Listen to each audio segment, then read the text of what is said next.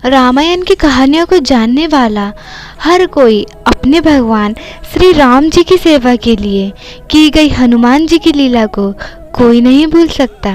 पुराणों के अनुसार रामायण पहले से ही त्रिदेवों द्वारा रची गई एक योजना थी, जिसमें भगवान ब्रह्मा ने रावण को हराने के लिए सलाह दी थी। भगवान विष्णु और देवी लक्ष्मी ने राम और सीता के रूप में एक मानव अवतार लिया, जबकि भगवान शिव हनुमान जी के रूप में और शेषनाग, जो कि विष्णु जी का नाग है, लक्ष्मण के रूप में थे। वाल्मीकि रामायण के किष्किंधा कांड के अनुसार भगवान राम और भगवान हनुमान की पहली मुलाकात के बारे में बताया गया है कि जब राम और उनके भाई लक्ष्मण पंपा नदी के पास ऋषिमुख पर्वत के जंगलों में घूम रहे थे, तब सुग्रीव ने दोनों भाइयों को धनुष और बाणों के साथ देखा। वह घबरा गया क्योंकि उसे लगा कि उसके भाई बाली ने उसे मारने के लिए भेजा है। तो सुग्रीव भागकर अपने मंत्रियों को देखने के लिए गए। उनमें से एक मंत्री हनुमान जी भी थे। हनुमान ने वानर राजा सुग्रीव को दौड़ने से रोका और उनसे पूछा और कहा, बाली के भय को दूर करो।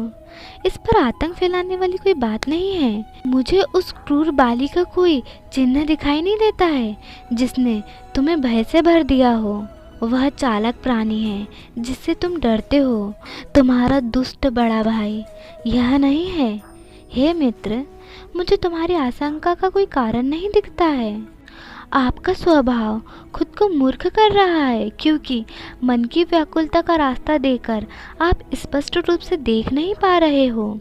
आप बुद्धिमान हो, अनुभवी हो, दूसरों की अभिव्यक्ति को पढ़ने में सक्षम हो और किसी भी घटना के लिए पूरी तरह से तैयार हो। सुग्रीव ने अपने सबसे करीबी मंत्रियों में से एक हनुमान जी को पंपा नदी के पास जो कुछ देखा उसके बारे में बताया। हनुमान जी ने उन्हें शांत होने के लिए कहा और उन्हें याद दिलाया कि एक राजा को दो युवा योद्धाओं को देखकर घबराना नहीं चाहिए। उन्होंने आगे कहा, एक अच्छा राजा वह है जो बातचीत में दूसरों की स्थिति और उनके सार को देखता है, उसे समझता है और उसके अनुसार कार्य करता है, जिससे उसकी प्रजा को लाभ होता है।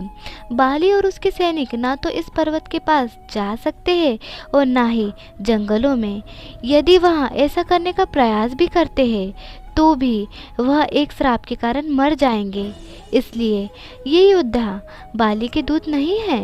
धनुष और तलवारों से सुसज्जित दो दीर्घ सशस्त्र योद्धाओं को देखकर कौन नहीं डरेगा। मैं इन दो शक्तिशाली नायकों को बाली के दूत मानता हूँ। राजाओं के कई दोस्त होते हैं और मैं उन पर भरोसा करने में सक्षम महसूस नहीं करता हूँ।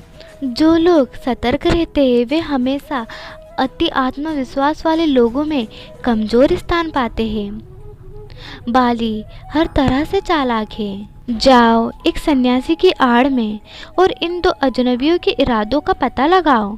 उनके हाव भाव, उनके तौर तरीकों और उनके भाषण का अध्ययन करो और उनके दृष्टिकोण का निरीक्षण करें।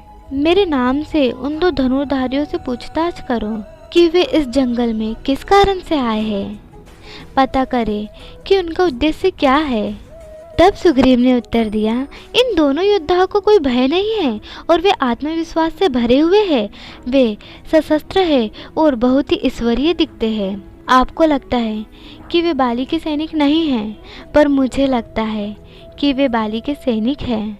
आप अपना रूप बदलकर उन सन्यासी के पास जाइए और उनके इरादों के बारे में पूछताछ करो।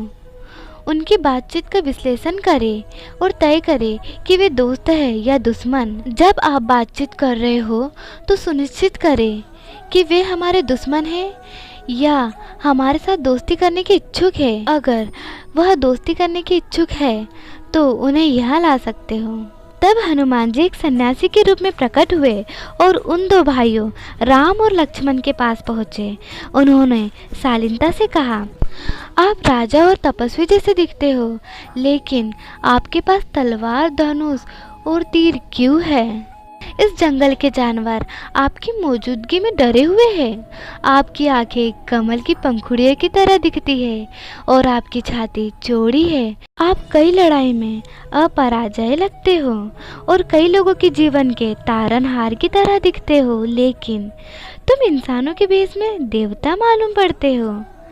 ये विरोधाभासी बात मुझे बहुत हैरान करती है। हे वीर अजनबी, आप कौन हो जिनकी त्वचा सोने की तरह चमकती हो और जो छाल के वस्त्र पहने हुए हो, मजबूत भुजाएं वाले हो, आप जो गहरी आह भर रहे हो और जिनकी दृष्टि सभी प्राणियों में भय को प्रेरित करती हो। आपके पास शेरों या योद्धाओं की हवा है जो साहस और वीरता से भरी हुई है।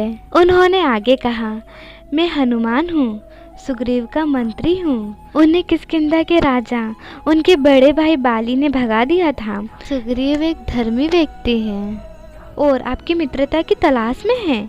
मैं आपसे जवाब सुनना चाहता हूँ।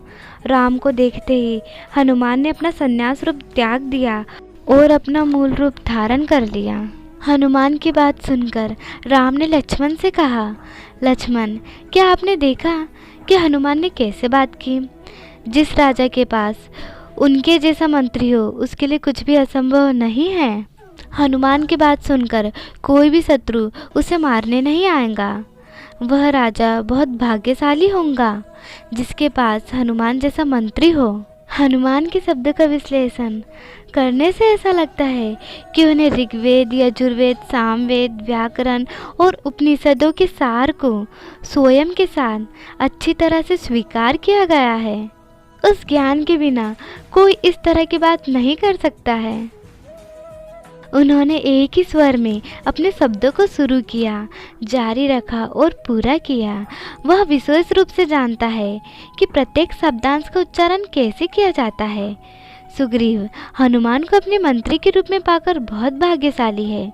उसे इस जंगल में हमारी उपस्थिति का उद्देश्य बताएं। यह सब कृपापूर्ण बातें सुनने के बाद हनुमान जी ने राम और उनके राजा के बीच मित्रतापूर्ण संबंध लाने का संकल्प लिया।